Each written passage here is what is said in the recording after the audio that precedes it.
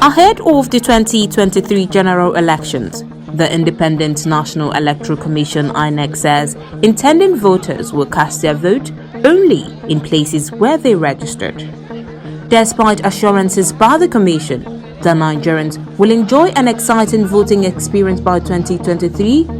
INEC's National Commissioner, Information and Voter Education, Festus Okoye, while speaking to newsmen during a workshop training for its electoral officers in Abuja, said the ability for citizens to cast their vote at their places of convenience is subject to an amendment of the law.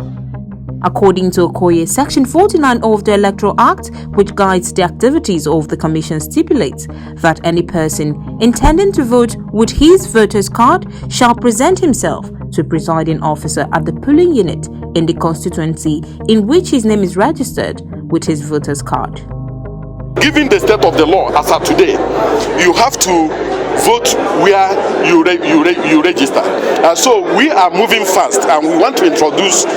electronic voting machines, especially in our elections. We are confident that by the time we get to Ekiti and Osun governorship elections, we will have finished all the mechanics and procurement issues around procuring electronic voting machines, and then amend the law to conform to what we are doing. So the issue of people voting from the comfort of their rooms or voting from any location is a project that the Commission is working on, and at the appropriate time the Commission will unveil what it is doing. But for the 2023 elections, we are sure that people are going to vote in places where they register. The INEC Information Chairman also said that the congesting polling unit remains paramount to the Commission in achieving a hitch-free election. We move the polling units to public places, especially to schools, courts, maybe hospitals and public places,